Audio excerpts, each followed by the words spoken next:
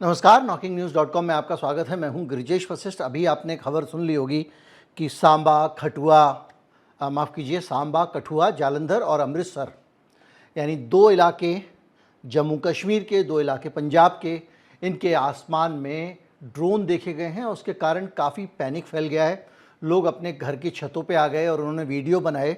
इसके अलावा हर तरफ अफरा तफरी का आलम था। बॉर्डर के पास के इलाकों में कल बच्चों के स्कूल नहीं खुलेंगे, ये ऐलान किया गया है। इसके साथ साथ ब्लैकआउट का भी ऐलान किया गया है, घोषणा की गई है। अमृतसर को जाने वाली कुछ फ्लाइट्स सोशल मीडिया की खबरों के मुताबिक वापस दिल्ली बुला ली गई हैं।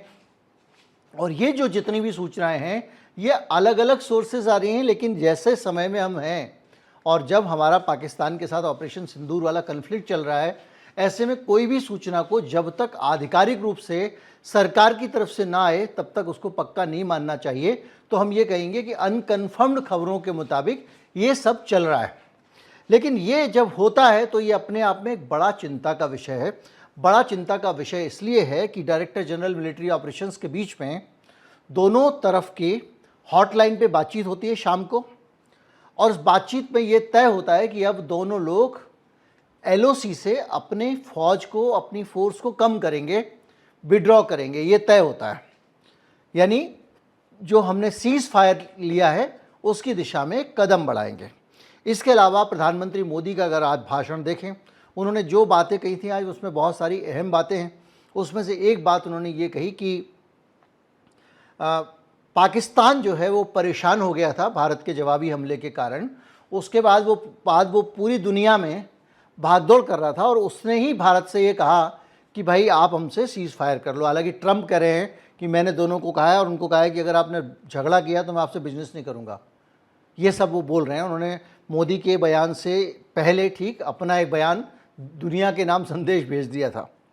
तो मोदी का कहना ये था कि हम उसके बाद तैयार हुए और तैयार होने के बाद हमने ये शर्त रखी है कि अब कोई गड़बड़ी नहीं होनी चाहिए किसी भी तरह की। अगर किसी भी तरह की गड़बड़ी होती है तो उसकी जिम्मेदारी जो है फिर पाकिस्तान की होगी और उसको हम एक्ट ऑफ वार मानेंगे। यानी हम ये मानेंगे कि आप हमारे साथ युद्ध चाहते हो। अब मोदी जब ये कह रहे हैं शाम को, और उस बीच में कह रहे हैं जबकि जब से सीज फायर का ऐलान हुआ है तब से आसमान में कुछ ना कुछ चमक रहा है, कोई शांति जैसी चीज़ नहीं हुई है। आप 4 शहरों में आप सोचें, जिसमें 2 पंजाब के हैं, ड्रोन आके मंडराते रहें और आपकी एंटी एयरक्राफ्ट गन उनको गिराती रहें। ये नज़ारा लोग देख रहे हैं, धमाकों की आवाज़ें, गन की आवाज़ें, किस तरह का एक खौफनाक नज़ारा होगा। ये वो लोग नहीं समझ सकते जो उत्तर प्रदेश में, मध्य प्रदेश में, जो बॉर्डरिंग स्टेट में नहीं रहते हैं, दिल्ली में, उनको लगता है कुछ नहीं, मार दो, काट दो, मिटा दो। लेकिन जो बॉर्डर के इलाके में रहते हैं वो जानते हैं कि उनको किस तरह से रात को नींद आती है। लेकिन एक तरफ हम ये कह रहे हैं कि पाकिस्तान जो है वो हमारे को उसने अप्रोच किया, उसने हमसे कहा कि शांति कर लो साहब। पाकिस्तान परेशान था, छटपटाता हुआ आया हो, तो हमने उसकी पीस शांति मान ली साहब। हमने कहा कि हाँ ठीक है, आप जो है शांति कर लेते हैं, युद्ध विराम कर लेते हैं।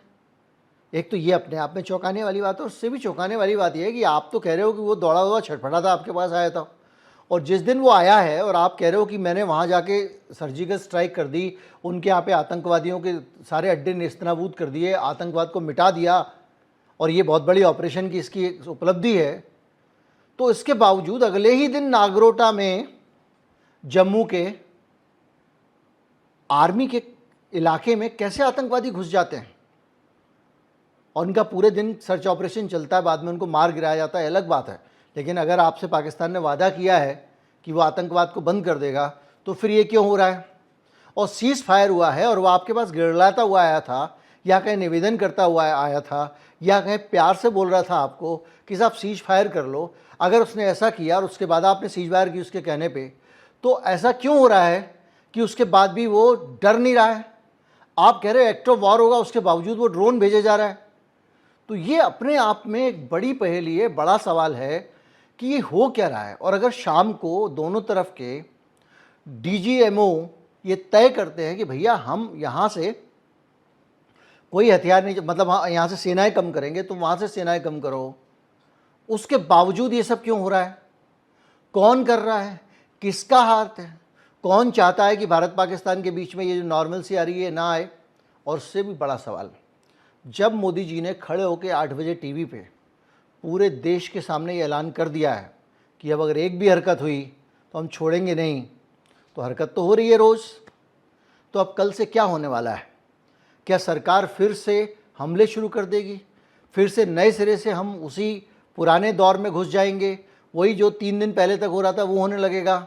यहाँ से मिसाइल, वहाँ से मिसाइल, यहाँ से ड्रोन, वहाँ से ड्रोन। आखिरकार होने क्या वाला है?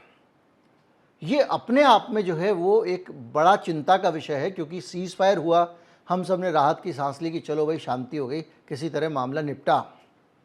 लेकिन ये बार बार जो हो रहा है ये अपने आप में एक संदेश है कि मामला भाई निपटा नहीं है और ये मामला अभी कभी भी भड़क सकता है। तो ये जो है वो बहुत, दूसरा ये भी है कि जब शुरू में आपने अटैक किया, जाके आप टारगेट पे हमला करके आ गए पहले दिन, तो समझ में आता था कि भाई पाकिस्तान को हो सकता है इन्फॉर्मेशन नहीं रही हो सकता है अपडेट ना रहा हो। लेकिन अब वो उन सब चीज़ों के लिए पहले से तैयार हैं, अब दोबारा जाएंगे तो, और हम भी पहले से तैयार हैं। तो निश्चित तौर पे दोनों में से कोई भी अगर आगे बढ़ के कोई हमला करता है या कुछ करता है तो मुश्किल होने वाली चीज़ें, पहले की तरह आसान नहीं है।